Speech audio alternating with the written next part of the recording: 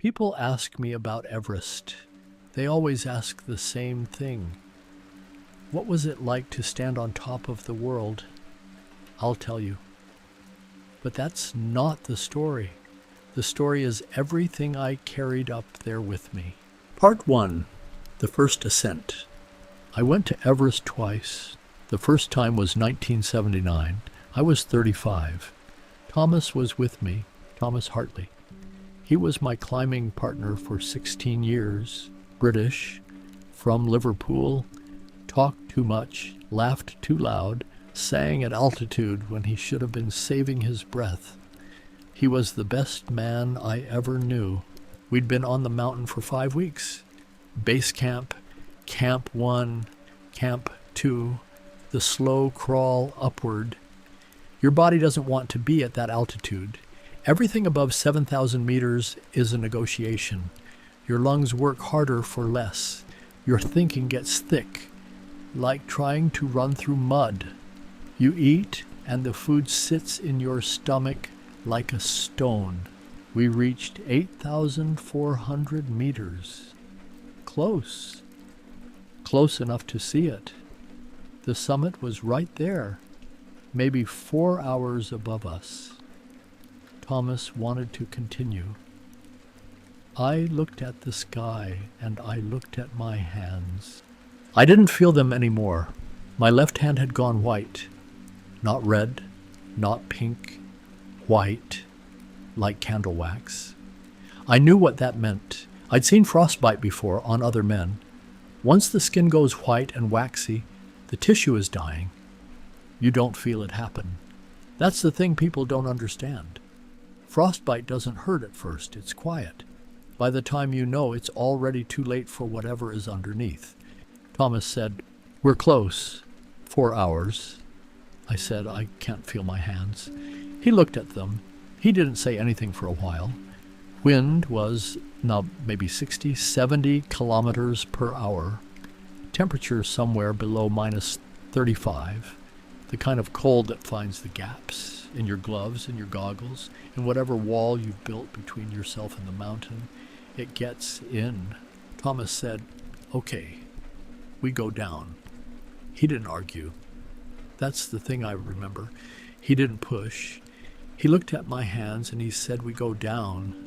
And that was it. I think about that sometimes, how he could have said 1 more hour.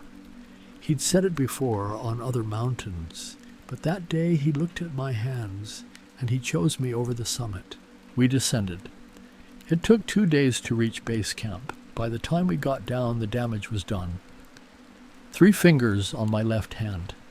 They didn't turn black, not all the way, but the tissue was dead in places. The nerves, the feeling, gone. I can't make a full fist with my left hand. Haven't been able to since 1979. I should have turned back earlier. I knew at 8,000 meters that the cold was wrong, that my gear wasn't enough, but I didn't want to be the one to say stop. That's the truth. It wasn't courage that kept me climbing. It was vanity. Part 2, turning back. I went back in 1990. That's the part people want to hear about. The summit.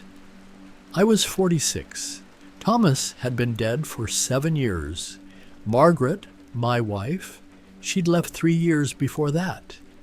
I was alone in a way I hadn't been since I was 18 years old, standing in my father's doorway, deciding to leave. I don't know why I went back. I've thought about it. I've turned it over. The honest answer is I don't know. Something unfinished. Something I needed to see. Or maybe I just didn't know where else to go. The climb was different without Thomas. Quieter. No one singing badly at Camp 3. No one calling me Yank. I climbed with an expedition. 12 people, Sherpas, oxygen, the whole operation. It wasn't like 79. It was organized, professional, expensive. Someone else carried the heavy loads. Someone else fixed the ropes. I just had to walk. And I did. One step, then another. At altitude, That's all there is. You reduce everything to the next step. You don't think about the summit. You don't think about home. You think about your right foot, then your left foot, then your right foot again. The world shrinks to a circle about 2 feet wide. I remember the last hour, the ridge. The wind had dropped, which happens sometimes. The sky was very blue. I could see the curvature of the earth. You can see it from up there, the bend at the edge. The shadow of the mountain stretched out behind me for miles, this long dark triangle on the clouds below. I remember thinking it was the loneliest thing I had ever seen. I reached the summit at 11:40 in the morning, May 14th, 1990. I stood on the highest point on earth. I felt nothing. I want to say I felt joy, or relief, or pride, or grief, or something.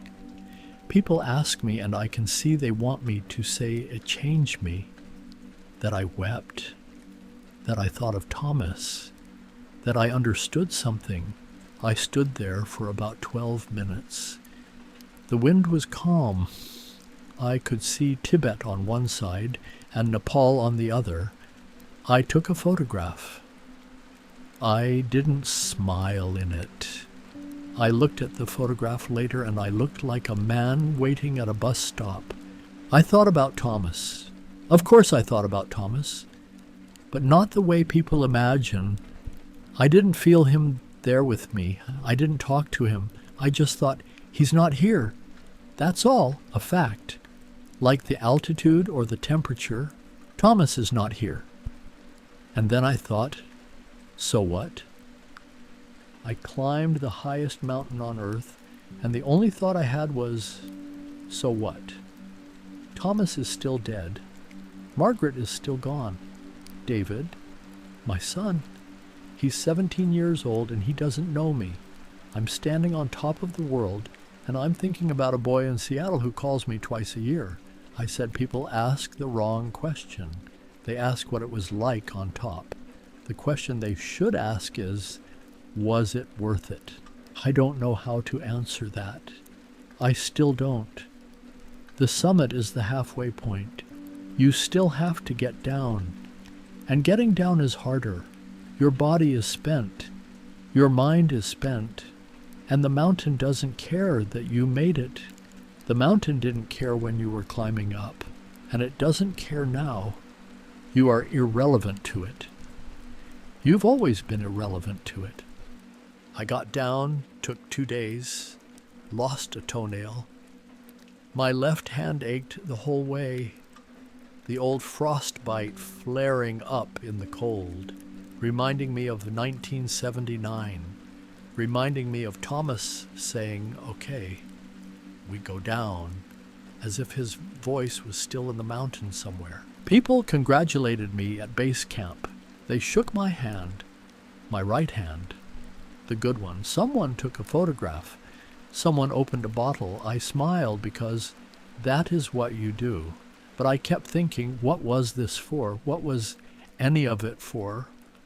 I called Margaret from Kathmandu. I don't know why. We'd been divorced for 2 years. She picked up. I said, I summited Everest. She was quiet for a long time. Then she said, are you okay? Not congratulations. Not well done. Are you okay? She always knew the right question. I said, I don't know. She said, come home, Elias. There is a story about Thomas and Kay too, about what happened on that mountain, the one that took him from me. I'll tell it, but not tonight. That one takes more than I have right now.